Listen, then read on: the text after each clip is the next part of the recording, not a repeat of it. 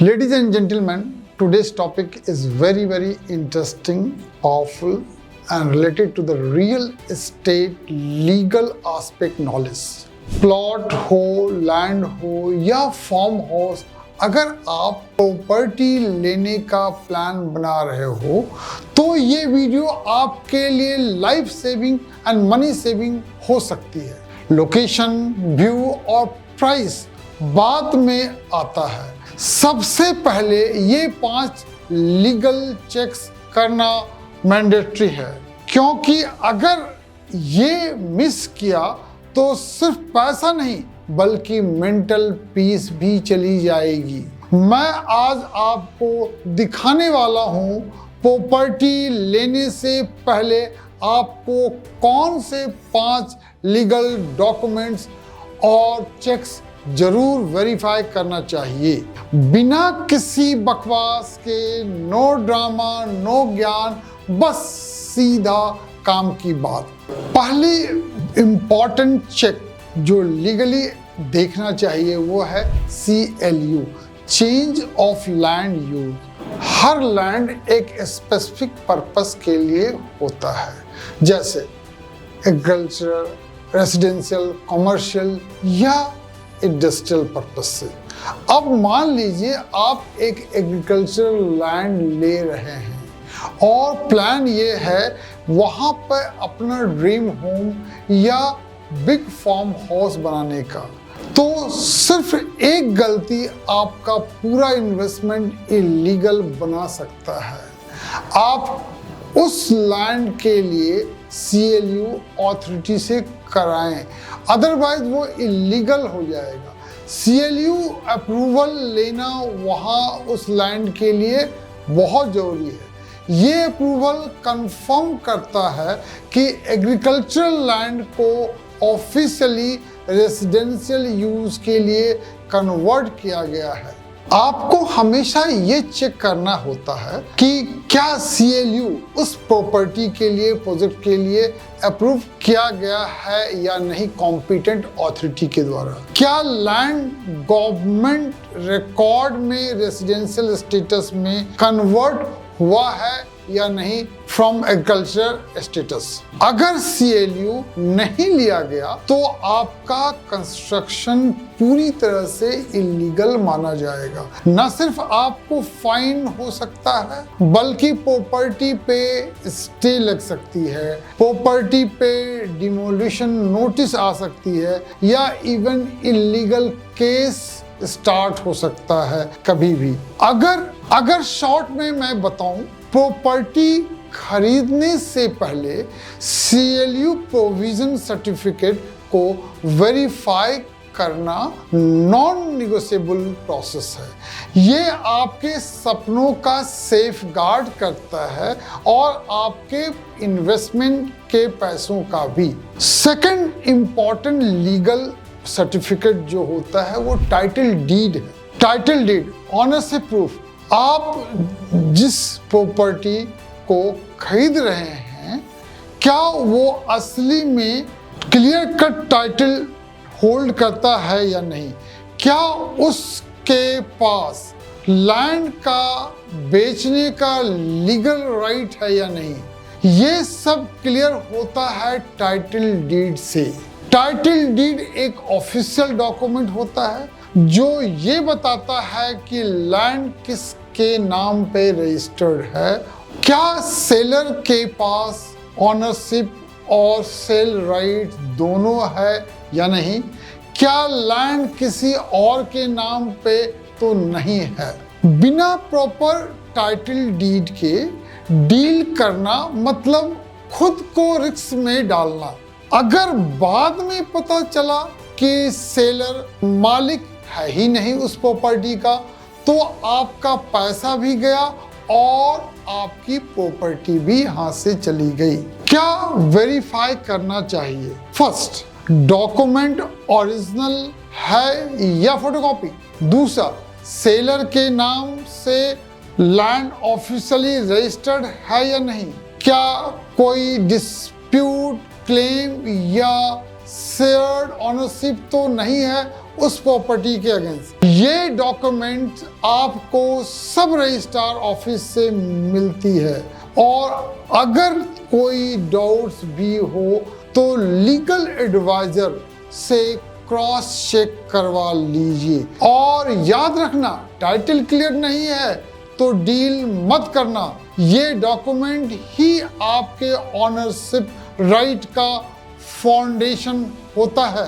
Third important document approved layout है। चाहे आप प्लॉट किसी टाउनशिप में या गेटेड कम्युनिटी में या प्रोजेक्ट से खरीद रहे हैं, तो सबसे पहले ये कंफर्म कीजिए कि आपका लेआउट गवर्नमेंट अप्रूव्ड है या नहीं।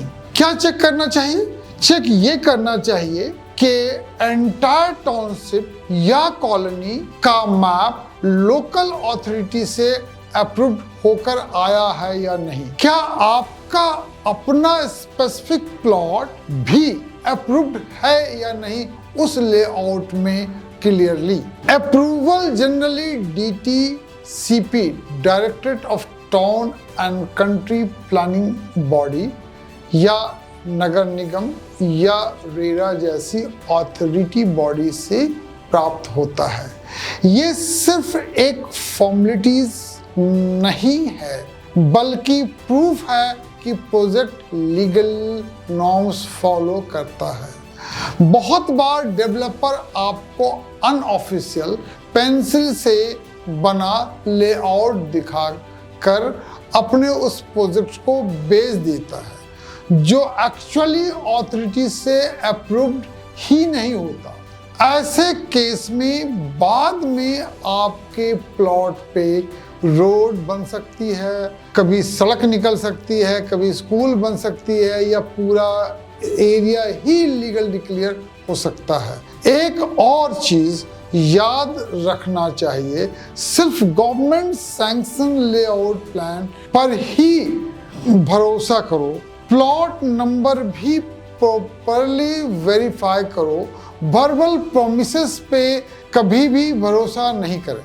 फोर्थ इंपॉर्टेंट लीगल डॉक्यूमेंट जो है वो encumbrance certificate, that is legal and loan free है या नहीं वो प्रॉपर्टी और प्रोजेक्ट। प्रॉपर्टी चाहे जितनी भी अच्छी लगे, अगर उस लैंड पे लोन या लीगल डिस्प्यूट या किसी का क्लेम हो तो आपका पूरा इन्वेस्टमेंट एक रिस्क पर हो जाता है। इसलिए हर बायर को एक बार इनकम्बेंस सर्टिफिकेट जरूर चेक करवा लेना चाहिए।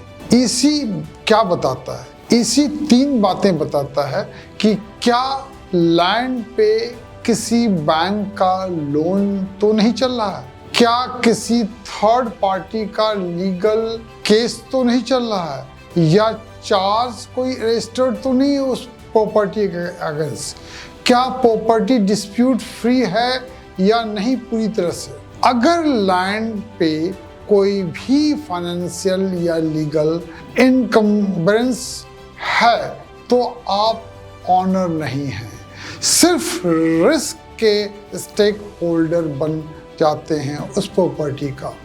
आपको क्या करना है? लास्ट 15 इयर्स का EC सर्टिफिकेट रिकॉर्ड से मंगवाना चाहिए और उस प्रॉपर्टी की पूरी हिस्ट्री देखनी चाहिए कि ये EC एंगल से क्लियर है या नहीं। दूसरा, सब रजिस्ट्रार ऑफिस से सर्टिफाइड कॉपी भी उपलब्ध करा लेना चाहिए। और फाइनली, लीगल एक्सपर्ट से डॉक्यूमेंट वेरीफाई करवा लेना चाहिए।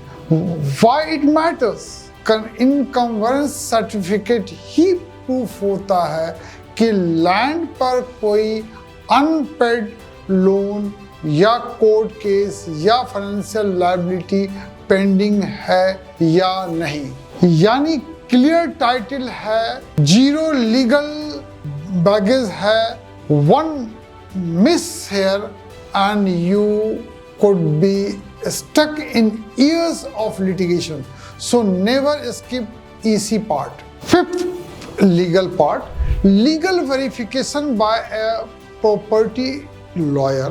बहुत लोग सोचते हैं मैं खुद ही प्रॉपर्टी देख लूंगा, लेकिन real estate paper work simple नहीं होता है। डॉक्यूमेंट के पीछे लीगल टर्म्स होता है जो सिर्फ एक एक्सपर्ट लॉयर ही समझ सकता है। इसलिए एक एक्सपीरियंस प्रॉपर्टी लॉयर से डॉक्यूमेंट वेरिफिकेशन कराना मैंडेटरी है। उसका काम ये होता है, पहला टाइटल डीड को चेक करे, वेरीफाई करे, CLU को वेरीफाई करे, EC डॉक्यूमेंट को वेरीफाई करे और अदर पेपर का भी डिटेल्ड लीगल चेक तैयार करे।